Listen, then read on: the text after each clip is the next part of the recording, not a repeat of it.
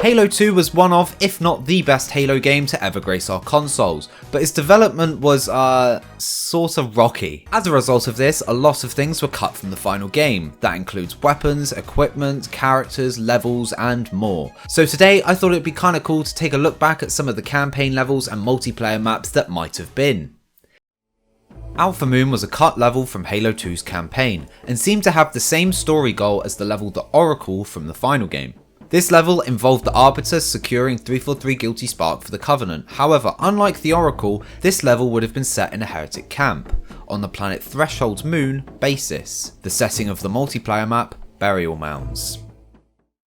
Immediately after Cairo Station took place, Covenantship would have seen the Master Chief board a Covenant CAS class assault carrier ship with a team of ODSTs, serving as the main introduction for Miranda Keyes' character within Halo 2's story.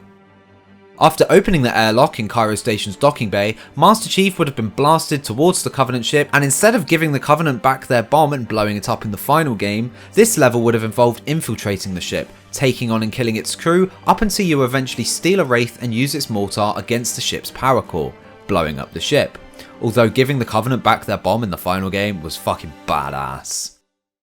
Funnily enough, there is a cut Halo Combat Evolved vehicle with the same name as this map. Forerunnertank was revealed in the Halo 2 cutscene documentary contained in the Halo 3 Legendary Edition. This level was supposed to tie in the plot for the level's Regret and Quarantine Zone, where both Chief and the Arbiter get taken by the Gravemind. This level was supposed to be the Gravemind's first introduction, where the Gravemind's tentacles were going to slam down all around the Master Chief and also block off certain doorways, all while Chief makes his way through the bowels of Delta Halo, trying to find a way out, but eventually would end up being captured by the Gravemind. The in-house name for the level High Charity, Forerunnership, was supposed to be Halo 2's ending Warthog run, following after Halo Combat Evolved, but was sadly cut due to time constraints. Yeah, you're going to be hearing that phrase a lot in this video. However, the level's geometry remains mostly intact in the Halo 2 final game, and thankfully, due to modding, the level can actually be played in most of its glory, which is the gameplay you're seeing right now. Pretty cool, right? Could you imagine if this was real? Like, holy shit, a Warthog run in Halo 2 would have been legendary. But like I said earlier, Halo 2 had a rocky development. Earthark was the name given to the final 3 missions of Halo 2, including the game's original ending. If you didn't know, Halo 2 was supposed to have a different ending than the cliffhanger that we got. Due to time constraints, these last 3 missions were ultimately cut from the final game, however, would later be used for inspiration for Halo 3. And now we move on to the early builds of campaign levels. These were all work in progress versions of the levels in Halo 2's final game, with various changes such as missing geometry, textures, and a lack of optimization. These levels are all actually in the final game, just split up into different levels. For example, Delta Halo and Regret were actually all one level, however it was too ambitious for the time, and also due to time constraints, it was cut down into smaller levels. Alphagasgiant was an early build of the levels The Arbiter and The Oracle. Upon spawning in, the player would have been met with a dark room with several special ops elites, but they have no weapons and could be seen simply walking forward. I have no idea why, it was probably something to do with an in-game event, like the one in The Oracle where you see some elites fight off Flood below the glass floor. It was probably something like that. Deltacontrolroom is pretty obvious what it was meant to be just by the name, the control room on Delta Halo. It was an early version of the final level, The Great Journey. As you can see in the image, it was unlit and untextured and would spawn the player where the cutscene takes place in the final game where Johnson teams up with the Arbiter. On spawning, a Banshee, Phantom and Wraith would start attacking the player, however these vehicles could not be boarded. I've already kind of talked about this one, but here is where I'm going to go into a little more detail about it. Deltatemple was an early version of the levels Delta Halo and Regret. The player would have spawned in with a pistol and a sniper rifle, but no enemies would be near them.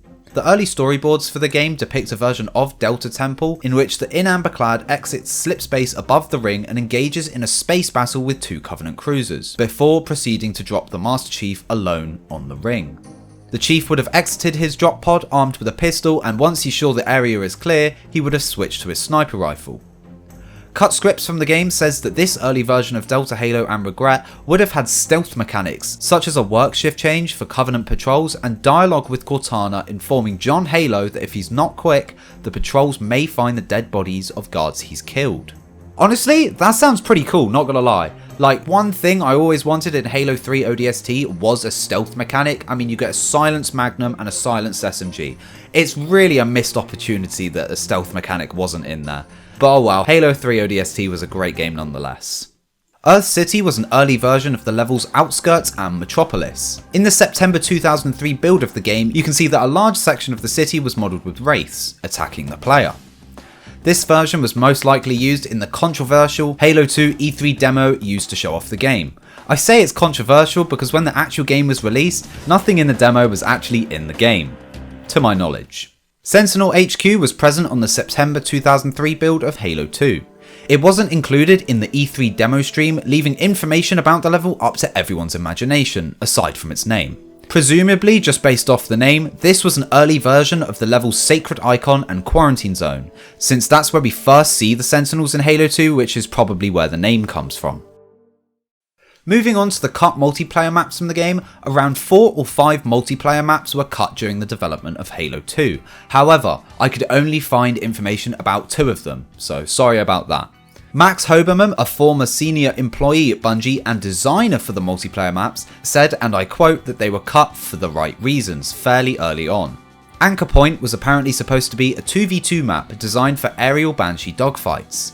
The map was revealed on Twitter and was scrapped because, and this is an actual quote, it played like crap. What's really cool about this level is the level files still actually exist to this day at 343 Industries, with Jeff Easterling, a narrative writer at 343, played it as recently as November 2019. Who knows, maybe 343 will bring this map back in a future season of Halo Infinite. The Blastacular Map Pack was originally meant to release with 3 multiplayer maps, 2 remakes, Desolation and Tombstone, and 1 original map. The original map had to be cut as the map pack's release date would have crossed over with the timing of the Halo 3 beta. Unlike the other cut maps, however, Hoberman described this one as having a lot of potential. It was supposed to be an asymmetric level similar to Zanzibar and feature many dynamic map elements such as a light bridge which could be turned on and off by the players.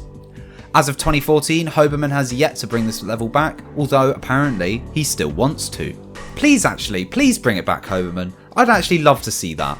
Could you imagine all the clips in Halo Infinite with, people just turning off the light bridge with people on it and then just dropping the enemies to their death? Like, that shit would be so cool. When Halo 2 Vista came out in 2007, a new editing kit toolset was used to create mods and custom content. On the disc was included 1 sample map, called Example, used to show people how to use the toolset. However, 3 additional maps were also supposed to be on this disc too, but were ultimately cut. One of the developers from Hired Gun, the studio which ported Halo 2 over to Vista, later finished the maps and uploaded them to halomaps.org under the username Nitrous Oxide 2K as free downloads. Very nice of them.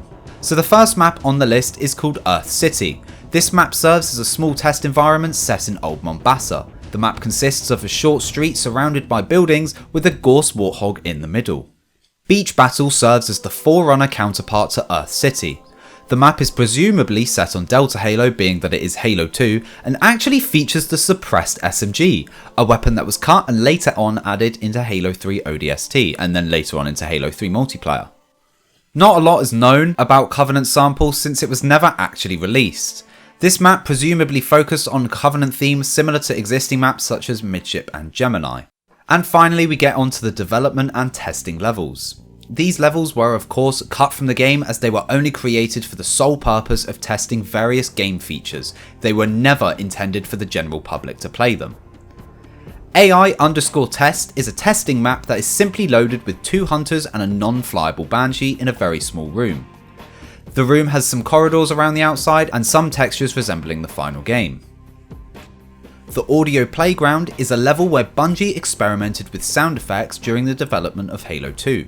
It consists of a large space where the player can test hitting objects and gunfire against the walls. And the last map in this list is called Meat Grinder. I honestly have no idea what the fuck this map is or what it was used for, and I couldn't actually find anything on this map apart from this image of Marines around a tank. No idea what this map was for, but if anyone at Bungie would like to share some insight, I would be more than happy to find out.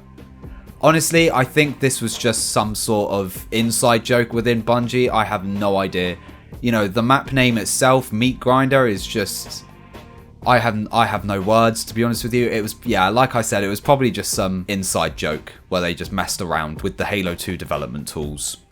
If you enjoyed today's video, then make sure to leave a like, and if you really enjoy it, then make sure to subscribe, and let me know down in the comments if you would like me to cover some other stuff, such as the cut weapons and equipment from the game, or maybe even cut content from other Halo games. Thanks for watching, and I'll see you in the next one.